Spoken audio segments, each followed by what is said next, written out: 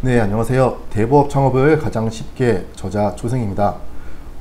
오늘은 대부업 실전에서 전산을 활용하는 또 사용하는 방법에 대해서 말씀드려볼 건데요. 이번은 이제 네 번째 시간으로 업로드를 하도록 하겠습니다.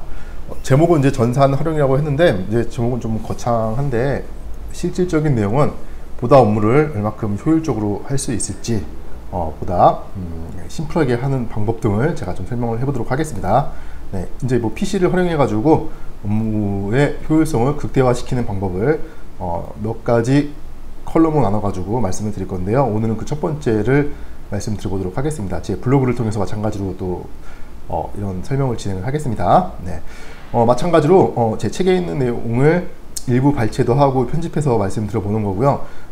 책에는 좀 더 자세한 내용이 실려져 있고 이렇게 블로그하고 유튜브 동영상은 내용을 좀 함축해 가지고 말씀드리는 점을 양해 부탁드리겠습니다. 네, 그럼 시작해 보겠습니다. 고객 관리하고 매월 이자 내역 등을 산출하기 위해서는 전산을 사용해서 효율적으로 관리를 해야 합니다. 뭐 매월 이자 내역을 장부에 적어서 관리할 수 있으나 상당히 비효율적이고 그쵸? 뭐 수가 많아진다면 못하겠죠. 그래서 우리는 전산을 사용할 예정입니다. 실제로 은행에서 사용하는 내부 전산망은 시스템 구축에 수천억이 들기도 합니다. 방대한 양의 데이터 관리와 보안 시스템으로 월 유지보수만 큰 비용이 나가기도 하는 거죠. 이렇게 은행에서 거래한 고객의 정보와 빌려준 돈의 정보가 어떠한 사건으로 사라진다면 정말 큰일이 발생하는 겁니다. 그래서 해당 데이터는 여러분의 백업을 반복하고요. 또 각각의 다른 제3의 장소, 물리적으로 틀린 장소에 보관도 되어지기도 하면서 또 미러링이라는 방식으로 동일한 데이터를 여러 하드로 쪼개서 분산 관리하기도 합니다. 제가 이렇게 말씀을 드릴 수 있는 거는 저는 이제 정보통신공학하고 컴퓨터공학을 전공했기 때문에 뭐 이런 시스템에 좀 능하기 때문에 말씀을 드려볼 수가 있겠습니다. 그래서 우리가 사용하려고 하는 시스템은 한 단어로 요약이 가능한데요. 결론은 심플 이즈 베스트입니다. 근데 이거는 간단한 게 최고다라는 의미보다는 저는 이제 업무에 관련된 모든 행위를 하나로 축약하고 모으는 기술을 이야기하며 즉 사건과 사물의 본질을 깨뜨려보는 시야를 더 강조합니다. 그래서 이 함축이라는 뜻은 지금은 저는 효율성이라는 단어로 대체해서 사용하고 있습니다. 제 책을 보시면은 이 심플 이즈 베스트에 대해서 좀 더 자세한 내용이 설명되어 있습니다. 제가 왜 이 단어를 가장 좋아하는지에 대해서도 설명이 좀 되어 있습니다. 네. 자, 이 효율성을 바탕으로 제 전공을 살려서 전 대부업을 운영도 하면서 여러 시스템을 직접 개발하기도 했고 또는 외주로 개발을 의뢰하기도 했었습니다.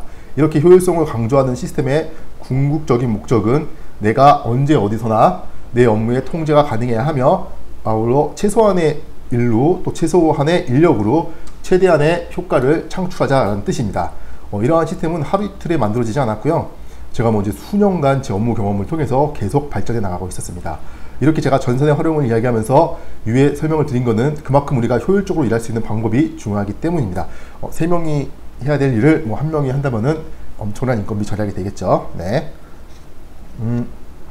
제 책 대부업 창업을 가장 쉽게 이론편을 보셔서 아시겠지만 저는 이제 목적지를 정해 놨습니다. 그리고 그 목적지를 여러분도 저와 함께 정해 놓으시길 바라며 우리는 그 목적지로 달려가는 중입니다. 그런데 그 목적지까지 가기까지 여러 대중교통을 환승하고 가는 게 아닌 제 자가용을 타고 편하게 갈 겁니다. 그리고 그 자가용 또한 제가 처음부터 끝까지 계속 운전대를 잡고 가는 게 아닌 이 자율주행 시스템을 통해서 최소한의 개입만 하면서 편하게 가려고 합니다. 이 편하게 가는 방법이 저는 이제 이게 시스템이라고 말씀을 드리는 거고요. 이러한 시스템을 활용하는 게 바로 저는 효율성이라고 말씀을 드려보고 싶습니다. 그럼 지금부터 이 효율성을 어떻게 활용하는지 몇 가지 나눠서 말씀을 드려볼 건데요. 오늘은 그 첫 번째 얘기를 해보도록 하겠습니다. 일단 종이가 아닌 PC 안에 기록을 하는 것을 저는 전산화라고 표현을 하고요. 이 종이 장부에 기록하는 건 추후 관련 내역을 열람하고 찾는데 굉장한 시간이 소요됩니다. 그럼 이제 이 시간 단축하기 위해서는 PC 안에서 기록을 하기 위해서 여러 가지 방법들을 사용해 볼 수가 있고요. 첫 번째가 문서 편집 프로그램, 즉 워드 프로세스나 한글 프로그램들을 사용할 수가 있는데요. 고객이 늘어나게 되면은 기록하는 양이 늘어날수록 이 또한 비효율적이 됩니다. 네. 그럼 어떠한 기록을 해야 되는지 먼저 분류부터 한번 해보겠습니다. 네, 현황을 기록을 해 봐야 되는 거고요. 즉 대출 현황을 기록을 해야 되고요. 그리고 차입 현황, 저희가 자금을 빌려온 곳이 있을 경우, 즉 차입이 있는 경우 이 차입 현황을 기록을 해야 되고요. 또 지출 내역을 또 기재를 해봐야 됩니다. 이렇게 세 가지로 크게 분류를 해볼 수 있고요.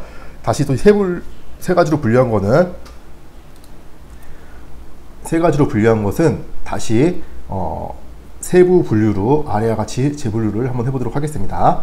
네, 첫 번째 대출 현황입니다. 대출 현황은 고객의 인적 사항이 이제 기록이 되어야 할 것이고요. 고객의 소득 내역 및 심사 내역이 기재가 되어야 될 거고요. 또 취급의 유형에 따른 분류, 신용대출인지 담보대출인지에 따라서 또 구분이 되어야 될 겁니다. 만약에 담보대출일 경우 물건지 정보하고 그 당시에 제가 시세를 평가했던 내역과 권리 분석 내역이 함께 들어가야 될 것이고요. 또 두 번째 내역입니다. 두 번째 내역 보시면은 차입 현황이죠. 네, 두 번째 내역은 또 아래와 같이 세부로 또 분류를 해볼 수가 있겠습니다. 차입을 받은 실제 금액과 금리, 그리고 차입 업체의 내역, 어디 뭐 금융사의 경우에는 금융사명을 기재하는 거고요.